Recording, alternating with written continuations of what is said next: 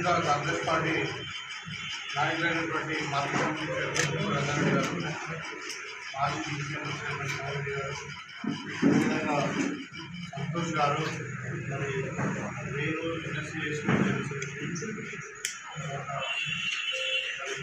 కాంగ్రెస్ గణేష్ గారు 2-3 నెలల నుండి ఎప్పుడైతే కేసీఆర్ కాళేశ్వరం ప్రాజెక్టులో దోషిగా నిలబడ్డారో అప్పటి నుండి మొత్తం వాళ్ళంతా ఫ్రస్ట్రేషన్ వెళ్ళిపోయింది. కేసీఆర్ కుటుంబం అంతా ఒకవైపు కవిత చేరుకోవడము, మరి అధికారం కోల్పోయి ఉన్న పదవులని పోయి, కేసీఆర్ ఏమో ముఖ్యమంత్రి పదవి పోయింది, కేటీఆర్ ఏమో మంత్రి పదవి పోయింది, మరి హరీష్ రావుది మంత్రి పదవి పోయింది, కవితనేమో జైలు పోయి. ఏమైందంటే మొత్తం కేటీఆర్ ఏ విధంగా మాట్లాడుతున్నారంటే ప్రజల చేత ఎన్నుకోబడినటువంటి రాష్ట్ర ముఖ్యమంత్రి గారు రేవంత్ రెడ్డి గారి మీద ఇష్టం ఉన్నట్టు మాట్లాడుతున్నారు. అంటే ఒకసారి చిల్లర ముఖ్యమంత్రి అంటున్నాడు, ఇంకొకసారి ఏమో ఎన్నిక కూడా వీకలేరు అంటున్నాడు, ఇంకొకసారి ఏదో నోటికి వచ్చింది పుచ్చుకుంటలా కొడతా ఉన్నాడు. ముఖ్యంగా దీనికి కారణం ఏంటంటే ఇవాళ మనం కాళేశ్వరం మీద ఏదైతే జ్యుడిషియల్ ఎంక్వైరీ జరుగుతూ ఉందో బోస్ గారిని, దాంట్లో వీళ్ళు మామ అల్లుడు అడ్డంగా దొరికిపోయింది.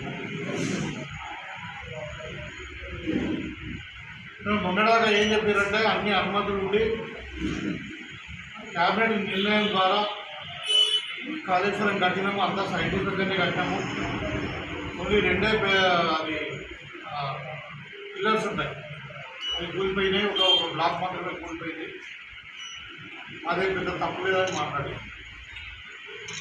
ఇవాళ మొత్తం దగ్గర ఒక 150 మందిని ఎంక్వైరీ చేసిన అన్ని తర్వాత కమిటీ రిపోర్ట్ ఇచ్చే టైంలో చివరిగా కేసీఆర్ను, తర్వాత ఇద్దరు హరీష్ రావు ఇలా ముగ్గురిని కమిషన్ ముందు ముఖ్యంగా రమ్మని చెప్పి నోటీస్ ఇచ్చిన తర్వాత ఇవాళ వాళ్ళు మాట్లాడిన తీరు, డాక్యుమెంటేషన్ ఒక తీరు ఉంది, వీళ్ళు ఒక తీరు మాట్లాడుతుంది. 2015 మార్చిలోనే అంటే టెక్నికల్ శాంక్షన్స్, అడ్మినిస్ట్రేటివ్ శాంక్షన్స్ అన్నీ కూడా కలుస్తుంది.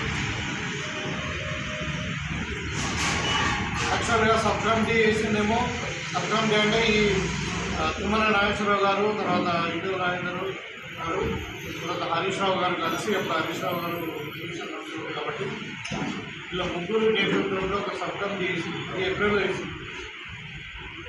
అది కూడా దేనికి వేసిందంటే పెండింగ్ ప్రాజెక్టుల మీద ఒక స్టడీ చేయడానికి, కాళేశ్వరం కూడా కాదు, కాళేశ్వరంకి సంబంధం లేకుండా ఈ కమిటీ వేసింది.